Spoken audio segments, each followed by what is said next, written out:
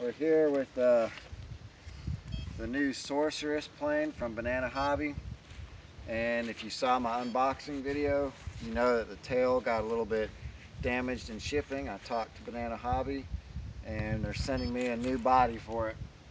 So kudos to Banana Hobby for making everything right.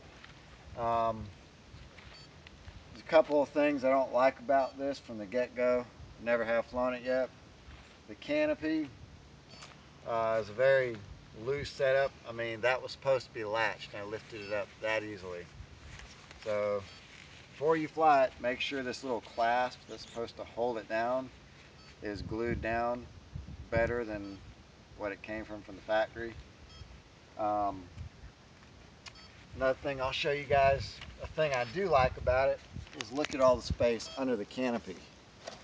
This is the recommended size battery for it, 2200 milliamp 3-cell LiPo. And that's how much space you've got in there. I don't know how well the balancing is with it right there. I did my own balancing test and it ended up being just a little bit behind the wing spar, and that's as far up as I can really go with it without it getting into the electronics too much. But anyways, I'll put my radio on the ground while I tape the canopy down, so I'm not going to fly it with it this loose. And we'll put it in the air for the first time. Now keep in mind, if I crash, this is the first time I've flown a mid-wing mounted plane. This can be a little bit of a new experience for me. I've heard they fly a lot different from the other planes I'm used to. So we're just going to put a piece up here at the top.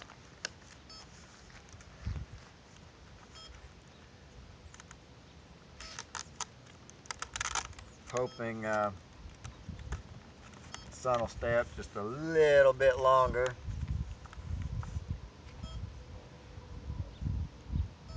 Not sure what kind of flight time this plane has, but I've got a battery alarm on it. And any of you guys who are just getting into the RC hobby, whether it be cars, helicopters, or planes, you need to get a battery alarm, voltage alarm, whatever you want to call it. It's a good investment and they're relatively cheap. Talking about like maybe $1.50 for one if you buy it separate. But you might as well go ahead and buy about 2 or 3 of them. Go ahead and power everything up, make sure everything is trimmed.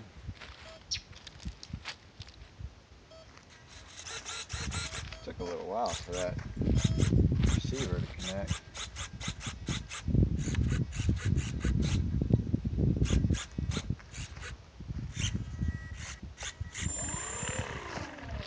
All right, here we go.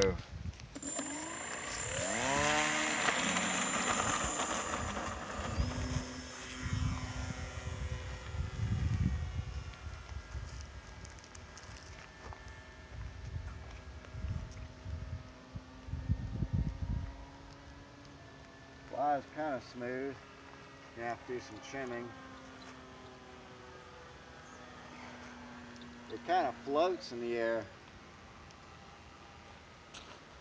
due to the fact that the wings are so broad. It really floats. I'm cruising at half throttle right here.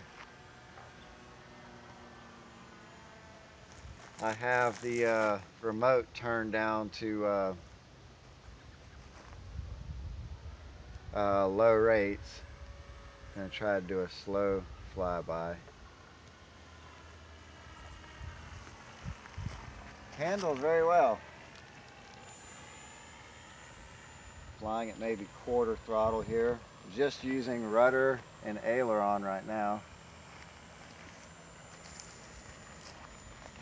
Plane tracks very well.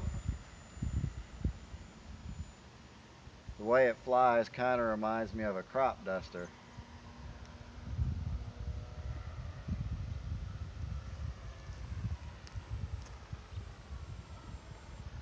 cutting throttle completely. Look at that glide ratio. No throttle, gliding pretty good. I don't think it'll be a problem landing it the way it glides. Got throttle back on.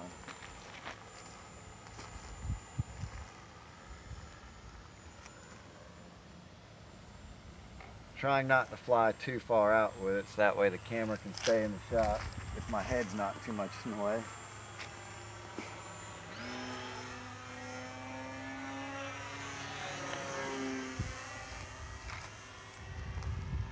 Let's try the rudder, see how that does. Battery alarm's already going off. It's beeping. It went off again. Sometimes those battery alarms can be glitchy.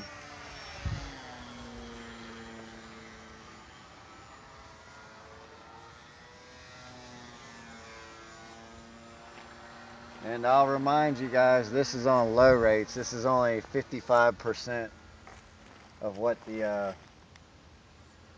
servo throw is. I'm not familiar with this plane or this plane style, so I'm not going to try it on full rates today. Don't really have enough daylight to play around with it a whole lot. I'm going to try to come in for a landing. Alright. Not the best on landing, so this will be interesting.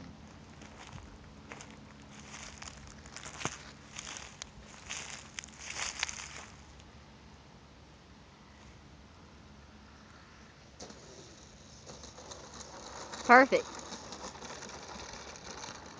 Not bad at all.